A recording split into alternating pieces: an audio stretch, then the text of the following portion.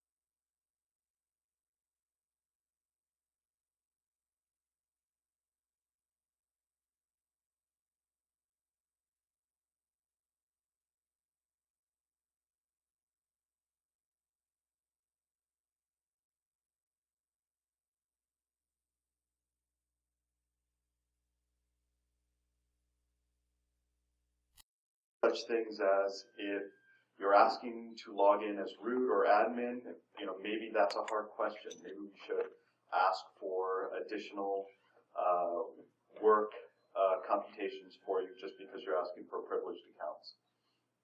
Which kind of brings up this idea that we're trying to increase the trust or confidence with more factors. If you bring in tokens and certs, maybe we can bring a confidence level to that. So on the server performance, the good news is that it's all pretty much good news. I'll bring up that the nonce generation may be a bottleneck because it's something that we have to do every time on all clients, irregardless of everything. And I mentioned it because we don't want to skimp on that by trying to improve performance by going down on the randomization of the nonce. The good news is the proof of work verification is fairly quick. Once you get it back, it's easy to compute the answer and verify it. It also gives us an opportunity to check the proof of work before considering other authentication factors on the back end. So if you tried to log in and you didn't provide proof of work, maybe I won't bother going to an LDAP or an AD or a database backend to verify any other credentials, and maybe locking out accounts if you're not even going to bother to fill out the proof of work.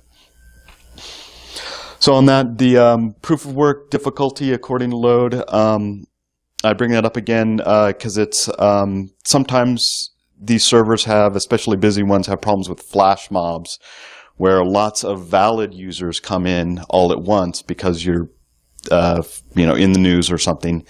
And this gives you the opportunity to push back a lot of valid clients and let them trickle in as they compute all these works. And as your load increases, you may push them back farther to sort of protect yourself from that.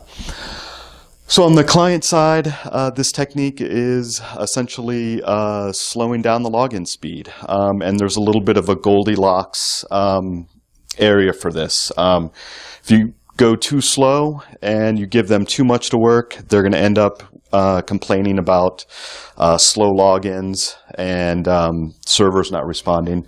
On the other hand, if you go too fast, it's actually not enough of a work to be a deterrent for people who are trying to abuse your system.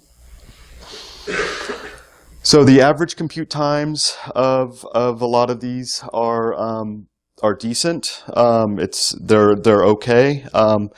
The problem is mainly with the outliers.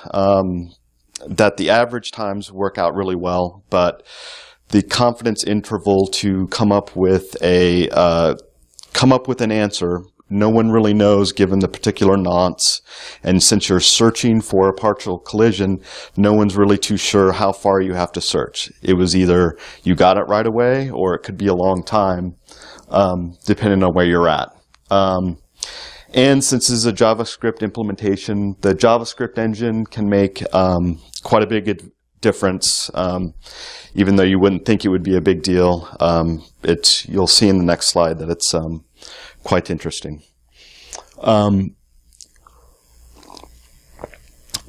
So sorry for the busy slide. You won't be tested on a lot of this stuff. So here's some proxy execution times of some well-known hardware, just to give you an idea of what we're talking about. On the left, you have execution time in milliseconds, and along the bottom, what we did was we took the average number of iterations for a search per number of 0 pads, and then ran it across a bunch of different hardware, a lot of the same hardware with multiple browsers, to try to illustrate not the differences between them, but mainly a couple things. One thing is that until you get to about 10 number of 0 bits in a partial collision search, it really isn't a lot of work. It just goes really fast, and it's on par with you downloading the actual script and trying to execute it. Around 10, 11, the numbers start to climb, and then after that, things just keep on going. If we kept this graph going, you would end up with a the expected hockey stick graph. that would go on. So the only other details I want to point out, I went to 19 because of a couple practical problems, such as like an iPhone 4 on SHA and MD5 starts to exceed 50 seconds execution time trying to search. Because of the outlier problem, and outliers sometimes being 2, 3, 4 times above the average, you could be in a situation at 19 bits with an iPhone, somebody having to execute, it could be taking minutes, which obviously at this point they think something's broken and then they try to reload. The other thing of note is the differences in the JavaScript engine. You can kind of see it. It's all mixed up, but a MacBook Air running Safari is all the way at the very bottom, and at 19 bits will come in at 5 seconds, but the exact same MacBook Air running Opera is at 25 and 30. So even the differences between JavaScript engines will start to diverge enough that the practicality at higher bits, the JavaScript engine is very important, the CPU, and the differences make it, impractical for a large audience. So along that, the takeaways from that is we're trying to start at 11 bits because that's a good place to start. The average among all the platforms is 50 milliseconds. And we're ending at 18 because at this point, phones start to be problematic. And as always, these are averages. You could have gotten it right away. It could be faster. It could be horribly slower. Philippe? Okay, so we're going to talk about attacks. There's multiple way to attack that kind of system. You can pre-compute all the possible proof of work, but with 128-bit node, it's not going to be very practical in terms of storage. Maybe if you're NSA, you can do it, but for everybody else, that's not an option. You can run the JavaScript that we send you on the CPU. That's not very fast. So as an attack, it's not very practical. Also, that means that your attacking tool needs to have a JavaScript engine. Or you can write specific attack code, which is CPU or GPU based. So could we get an edge with a GPU? Yes. Yes, you can get an edge with a GPU. If you look at 12 bits, 12 0-bit proof of work, you can actually compute all of that in parallel with the latest graphic card. You've got 5600 cores, so you just affect one core for each number.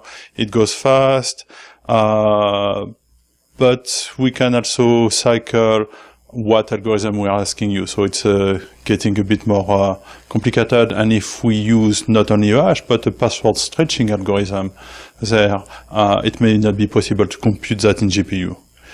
The big thing is that at the end of the day, whether you find a shortcut or not, there's no free lunch. You're going to have to spend the cycle to compute that proof of work. The only way for you to get an edge would be to find a solution to that proof of work that is not an exhaustive search. So you'll have to do some pretty heavy crypto work and find shortcuts there. That may not be as good because we can cycle the hash algorithm on the server really fast. We just change a variable, said, okay, no, you're not working with SHA-1, you're going to work with SHA-512. And in 2 years, we're going to change that to SHA-3, or we're going to use something else. We also explored what we call meta-hash. We're going to ask you to compute not one proof of work, but multiple small proofs that you're going to chain together. Each of these proofs can use a different algorithm, and the chaining is random. So if you want to attack that, you have to be able to do an analysis of the work we're asking you and find shortcut doing that.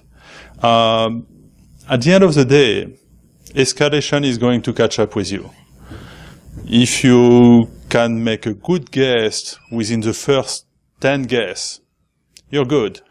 If you need to do 1,000 guesses on a password, you're going to have to do that very, very slowly, or we will escalate the work on you, and we will kill your compute power. So that's going to cost you there. We consider it that more a deterrent than an authentication factor, but we would like to see that as a generalized system.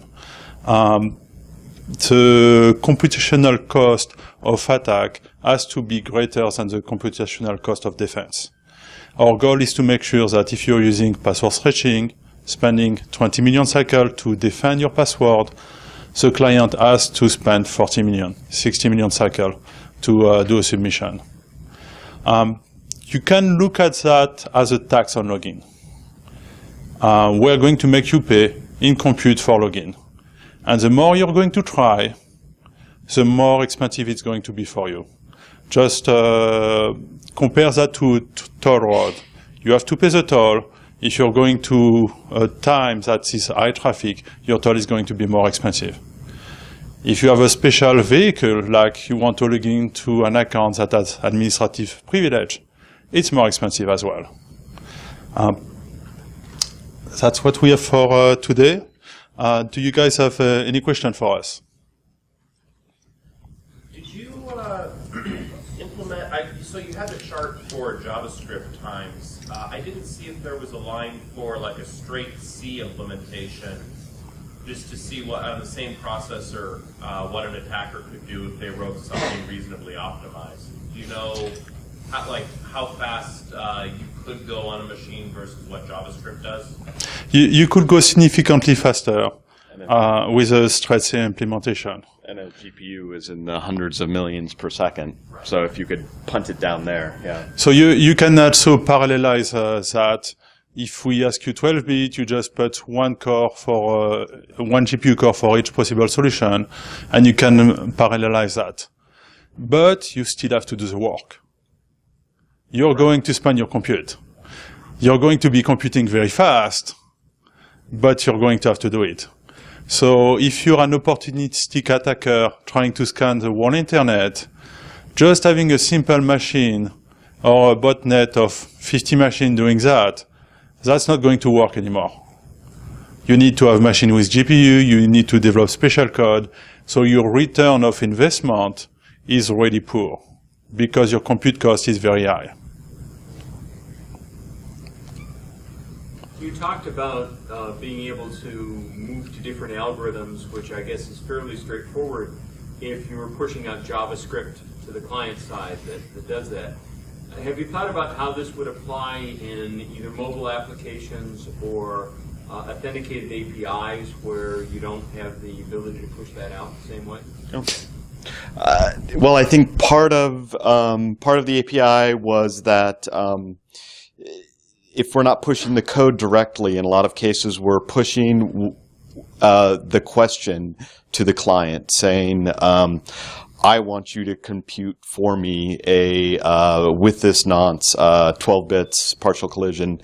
And then, at least in the JavaScript implementation, we had some arrays that would control which algorithms and in which order to apply, in the hopes that people trying to do optimized versions of this would be forced to either analyze it or write custom code and try to link together stuff that eventually would be not fruitful for them.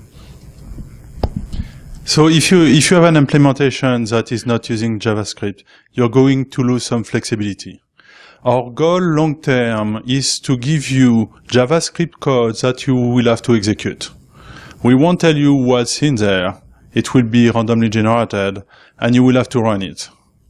There's always a possibility to do analysis and to find shortcut, but consider it like a white box crypto. Here's some code that in JavaScript that will do a proof of work for you. I'm not telling you what it is. You have to analyze it if you want to find a shortcut. It's a hard problem there. And that code is going to change every time you're asking for a proof of work. The form-based used HTML implementation with the JavaScript. Seems pretty straightforward. Just wondered what the thoughts were for implementation of another protocol such as IMAP or SSH. What would it take to really add that security component to my system? That would be relatively straightforward.